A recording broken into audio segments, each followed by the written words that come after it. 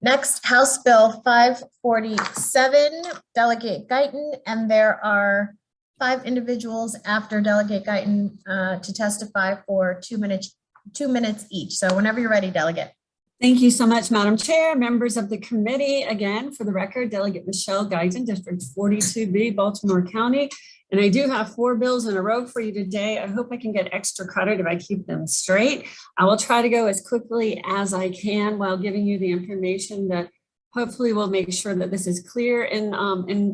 In addition, I would just ask you in response, if there are things that are not clear or you have questions about the bill, I do hope that you will ask. And so we make sure we're on the same page. So the first bill is House Bill 547. I thank you for your consideration of this. This is the Non-Visual Access Accountability Act for Education. You heard this bill last year.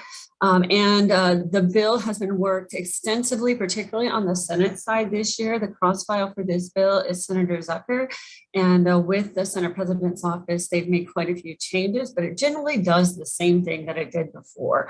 And we know that virtual learning exposed a lot of holes in our educational system, but particularly when it came to the provision of appropriate accessibility for students with disabilities over virtual learning. So blind students, for obvious reasons, have been particularly impacted by the lack of assistive technologies and equitable access to educational programming over these past 2 years. And this is despite the fact that there are clear requirements in federal law for us to provide them. This really isn't optional for us. So many students have been unable to participate in specific classes or activities because the technologies that are purchased by the jurisdictions don't interface with the non-visual accessibility platforms on their computers or that are accessible to them. So there are blind students in Howard County, for instance, who are unable to do high school math classes because they use a program called GeoGebra that's not accessible to them. And other students there have trouble participating in some classes on a program called Kahoot because it requires them to see color in order to answer the questions correctly. So that's just a few different situations to illustrate it for you. We also sent a video out to everyone, and I believe Maryland Federation for the Blind did as well, to illustrate this with real life children on real life platforms. So hopefully all of you did take the time to watch that. So House Bill 547 puts disability accountability measures in place during the procurement process for digital technologies. It requires the vendors, not the individual local school systems, to submit an accessibility conformance report demonstrating how their technology complies with accessibility standards. It also puts a lot of technical assistance in place for the counties to be able to make sure that they are getting the right sorts of bids from the right sorts of vendors for this accessible platforming. So I'm happy to answer questions. I do have some folks here that want to say a little bit more about the bill, and I ask for your favorable report. Thank you so much. Thank you. And now to one of my favorite constituents, Sharon Manecki, please, for 2 minutes.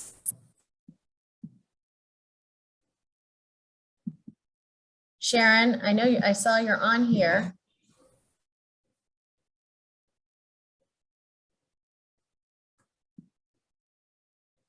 Sharon, you have to unmute. Okay, Delegate Guyton, I'll come back to her, okay?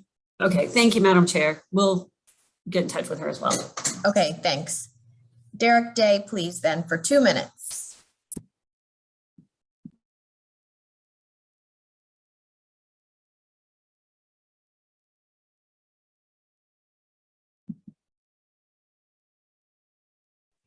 Oh, they're saying, I see.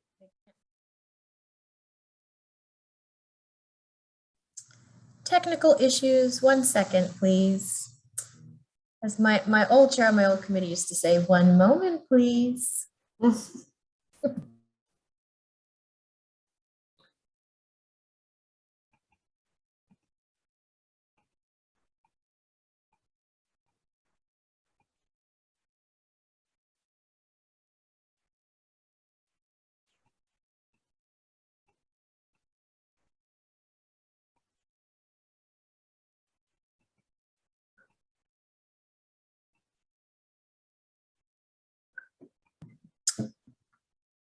We need some elevator music right now.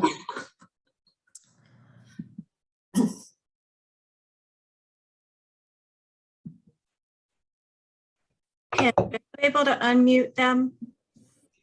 We're working on I that. can ask them to unmute, but I can't unmute them.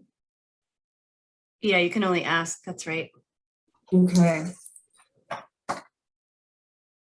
Okay, let's, This may be a great illustration of how difficult accessing technology can be for. so I will go to Jonathan Lazar. Ben, thank you for 2 minutes, Mr. Lazar. Hi there. Good afternoon, Madam Chair and distinguished members of the Ways and Means Committee.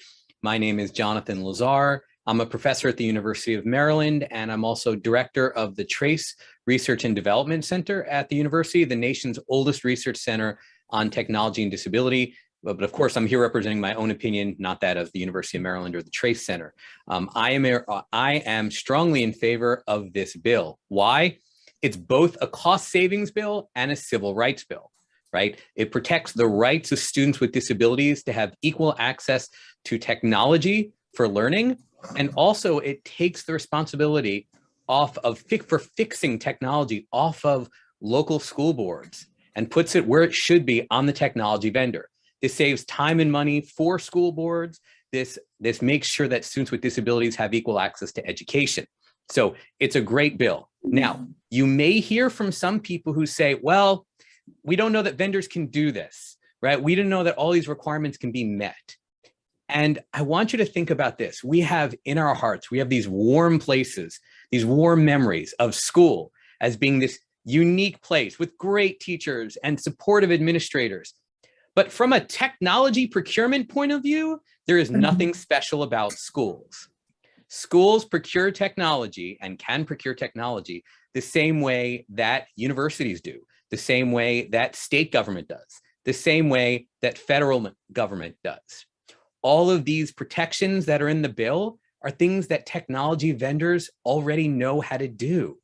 Tech vendors already can do this. They can meet the requirements, right? So all of the procurement requirements in the bill, vendors know how to do, and they already are used successfully in all these other situations. So I support this bill because all it does is apply the same techniques that we already know vendors can do to the K-12 schools. Thank you so much. I'm happy to answer any questions if you have. Next, Dominique Sanders, please, for 2 minutes. Is Dominique on? Dominique Sanders is not here. Okay, thank you. John Willems, please, for 2 minutes. Madam Chair, members of the committee, John Willems, representing the Maryland Association of Boards of Education, here today to testify in support of House Bill 547 for all the reasons articulated by Delegate Guyton and Mr. Lazar, Professor Lazar. We do support the bill with amendments. We have worked during the interim with particularly the Senate President's Office on this legislation. The bill has been heard in the Senate, and we are corresponding on amendments as we speak. Those amendments are described in Mabe's rather lengthy written testimony. One issue that I believe remains outstanding relates to the bill's reference to fully and equally accessible technology, which we believe is incongruous with the rest of the bill, which refers to ensuring accessibility for students that calls on an evaluation basically for functionally equivalent access. And so they're different standards. We worry about one part of the bill saying functionally equivalent and another part saying same, equal, fully, and those, again, incongruous standards.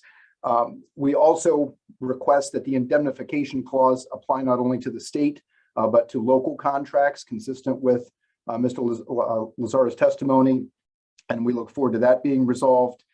We are concerned about the teacher-developed products having to meet an accessible standard for all students. Certainly teachers with students requiring accessibility needs, and that those standards be met would be required to do so. But as a general standard, it might be overbroad. So those are some of the issues we identify in our testimony, and we look forward to working with the committee toward this bill passing with some amendments that we believe make it more practicable and workable, but in no way strip the bill of its core intent to ensure accessibility. Thank you. Thank you. I'm going to try Sharon Minneke again.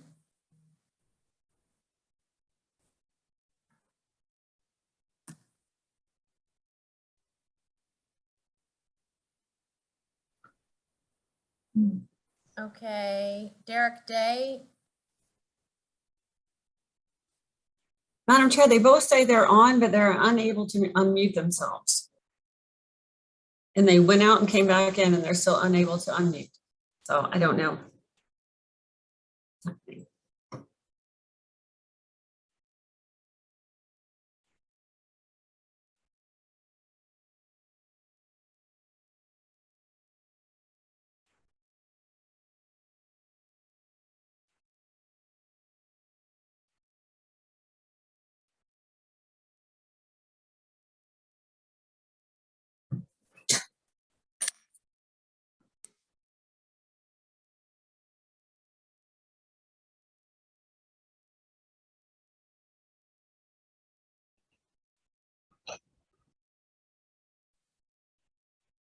Lazar, you can do that. Yes.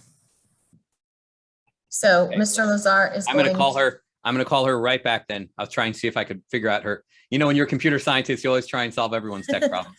I Hold on a appreciate sec. that. Hold on. Thank you. They've been on the phone with my chief as well.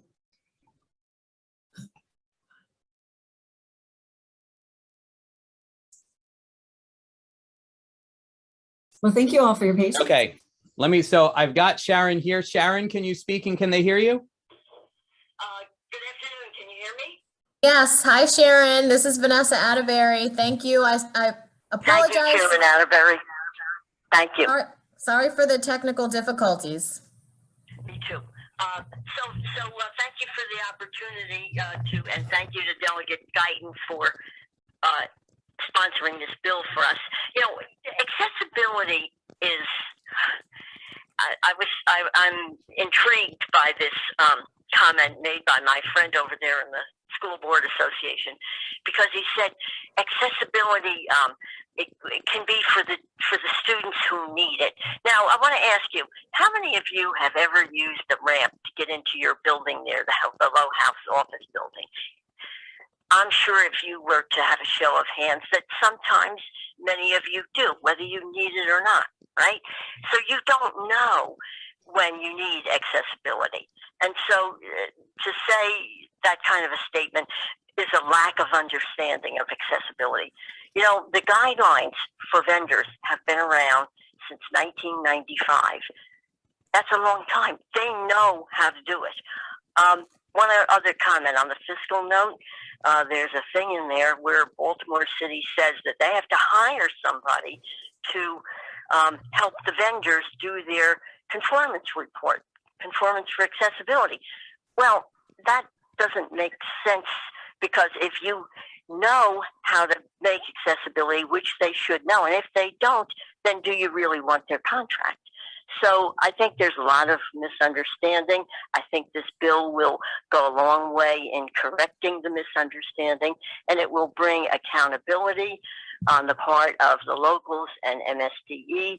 It'll bring consequences to the vendors who would like to forget about accessibility, and it will bring transparency to the public, because the reports will be on the MSD website. So we ask you to give this bill a favorable position. Vote yes. Thank you. Sorry about the delay. Thank you. Delegate Guyton, can we do the same thing with Mr. Day, perhaps? Certainly.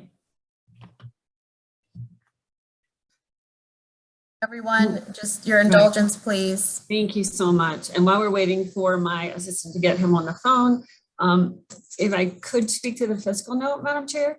Yes, please. Okay, because last year this bill did have a very high fiscal note. This year's fiscal note, however, is minimal. State effect is none. Local effect expenditures for some school systems may increase minimally, and small business effect only for those that provide digital tools in order to be accessible. So she may have been referring to last year. Thank you. And while we're waiting, I want to thank Mr. Laser for pinch hitting there and helping us out. Appreciate that.